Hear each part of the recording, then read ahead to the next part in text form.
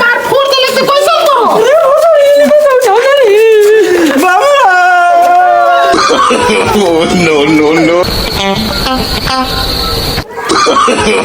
No, no, no. No.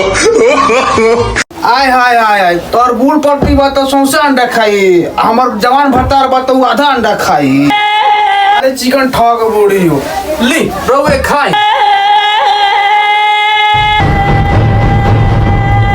साले हम कुछ नहीं की बोला तो संतोष पागल समझो तारो लोगिन एगो अंडा में 3 गो हिस्सा लगाओ तारो लोगिन पक पक पक दे पक पक मारे कर बहिन के प्रेशर देता नहीं हैकर के अंडा देवे के तो हैकर का एकदम सुकुर सुकुरा की रूह है अंडा दी का पक पक पक लाओ आहा एगो तो अंडा दे ली पक पक दे वाह एगो और ही देलक पक पक दे अच्छा रोज दूध एगो अंडा देवेलू बड़ा फिगर के ख्याल रखेलू जा ने भागा तारू हो खेलनु अब तो हार बारी बा आओ है ने आजाब No.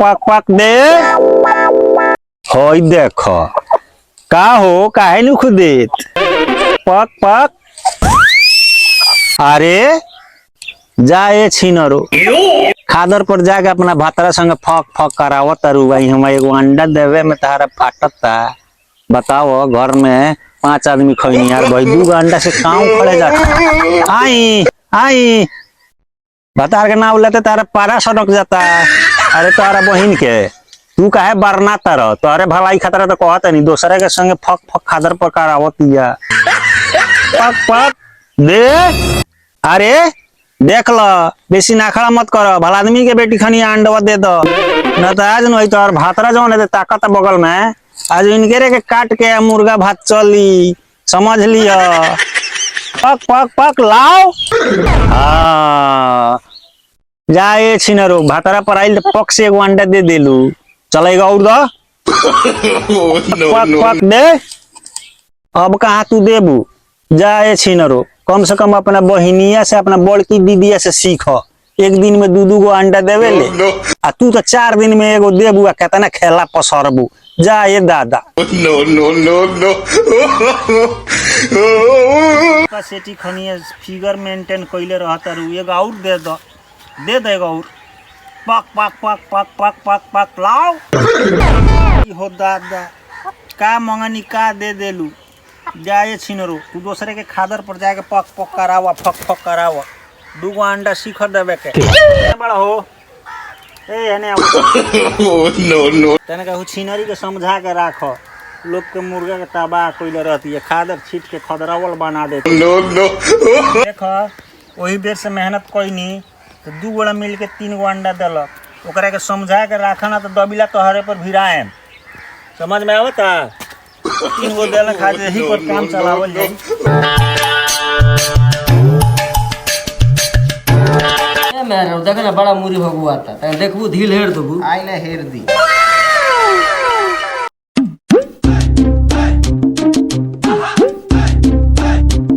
पापा जी अपन दोनों मुर्गिया मिल के 3 गो अंडा देले बा चल तनी एकरे के बनवा देबे एगो में आधा आधा तू आ माई मिल के खा लियो आ हम आ हमर मौगी कहो को खा लेम सब ओ सरऊ मुर्गी के जवान कोई नहीं हम अंडा न खेनी हम आ दुनु परानी हम यादा देखाम सोन आ तोहनी दुनु आदमी एको खइबो लगिन सरऊ हो अटक के लोई के टोई साला हमरा के संतोष पागल समझला बड़ा हम कहाँ रहुआ के संतोष पागल कहनी रहुआ तो हमर पापा जी नु हई देख लेलू अपना लइका के जाए दी लइका अपन भोला नु बा देखो तारू खाली हमनी के सामने ही भोला बना रहता घर में ढूक के मेहरारू के संगे लोला में लोला सटैले रहता अरे रहुआ गंदा गंदा बात करो तानी हम गंदा गंदा बात बोलते रहू बाहर भीतर जइत तो 2 रुपया पे ठइत तो नीमन सब्जी खैती सनु साले रोज रोज अंडा खिया के दिमाग हमर तू गंदा No.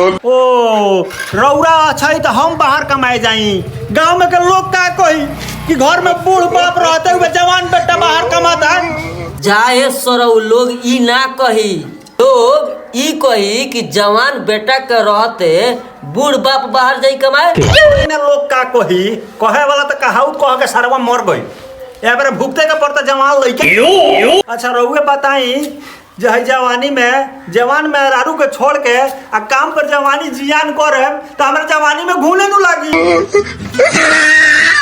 ए लो है समझ हम का समझी रउआ जवानी में कम जैसन बाबू वैसन बेटा। अच्छा मतारी बेटा के हिसाब से बूढ़ आदमी जाओ बाहर कमाए। हनु साया में गोइल ढूके निकलबे किनारे सरवा तू।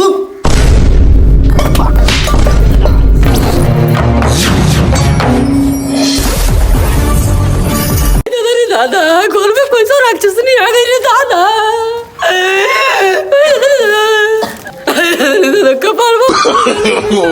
देख ला बुढ़ऊ अगर हम नाम दे देला नु तो माल लुटा से पोटा बहवा देम। अपने काम चोर लगे पैदा के लिए बड़ा साई दोस्त पुतोहिया पे देता। बाबू के मार के कपार फोल दे लग रे काहे के कोई बड़ी रे दादा चल भी जरूर का। No. बेटा फोटो से मुंह ना लगावला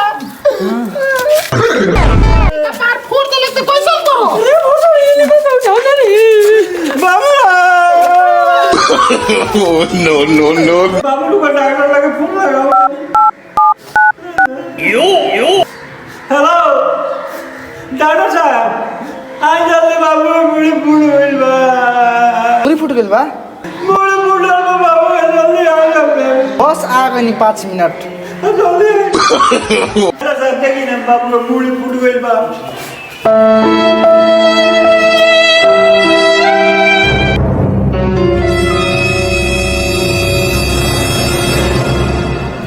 कपार कैसे फुट गई? बाबू ने द्वारा पर चलत लावन तो ठेस लाग गइल वही से गिर के मुड़िए फूट गइल। No. तो का कहूं कोदी पतो ये लोटा से मांगे मुड़ी फोन कर दिया। हां 500 रुपया हो गई। 500 रुपया और पैसा देवे के पड़ी। बाबू 500 रुपया हो गए डॉक्टर साहब के। सरो कमा के देला बड़ा पैसा कहाँ बा। ए डॉक्टर साहब हमनी दोनों बाप बेटा का लगे 1 रुपया नहीं खे। सफा पैसा नहीं खाए ना डॉक्टर साहब हमनी के लगे कमाई के कोनो स्रोते नहीं। अच्छा चलिए गाँव में कुछ स्रोत बता दें कमाए के। घंटा घर देखा था ना जी घर से एगो चटाई ले जा आ जाके रास्ता में करुआ तेल किन हाँ। आ घंटा घर में बैठ जाए अपने के हाँ। कुछ नहीं करेगा कुछ ना रोज एक कस्टमर आई सन हाँ। 1 घंटा पर बस ओकनी के मन खुश कर दे। अच्छा दिन के 5000 15 दिन में 75000 15 दिन में 75000। ओ 15 दिन में 75000 बहुत धन्यवाद बा डॉक्टर साहब। चल तनी बाबू से कहे और कमा पैसा पूरा देम क्लिनिक पर तुरंत पूरा दे। ठीक बा। बाबू डॉक्टर साहब एगो बड़ी बढ़िया रास्ता बतैले बनी कमाए वाला बड़ा पैसा बा में। ऐसा रास्ता कौन बिजनेस है बड़ा पैसा बा। चट्टिया करुआ तेल वाला बिजनेस डॉक्टर साहब बताइनी है। ए सरवा बुढ़ाइल उम्र में हमरा से उ सब काम करवेबे जवान तू बड़ी जाके बाबू हाय का हो ई कौन बिजनेस तू बताता रहो। कौन तू बिजनेस बतैलो तो ना बताओ तनी बबुआ। डॉक्टर साहब वो बिजनेस बताए कइला हम। हां बाबू ई डॉक्टर बड़ी खाचड़ा बा कचरा वाला बात कह के चल जाए तो रहे तो चलो घरे हम से। No.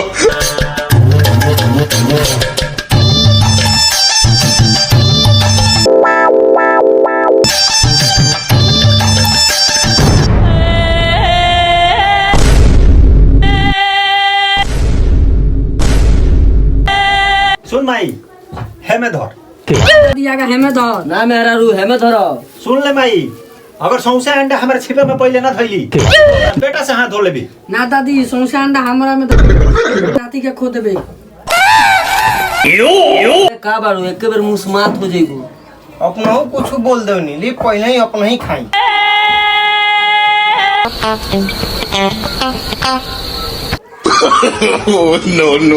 No. आय हाय हाय हाय तोर बूढ़ पट्टी बा तो सौंसे अंडा खाई हमर जवान भरतार बा तो आधा अंडा खाई। अरे चिकन ठग बूढ़ी हो ली रहुए खाई अकल कथी बनी खाई ना हमारे सामने कोना हिम्मत में भूख दो के तो कथी बारू एगो हिस्सा हमारा अंडा रख के बाकी तीनों आदमी एगो में खा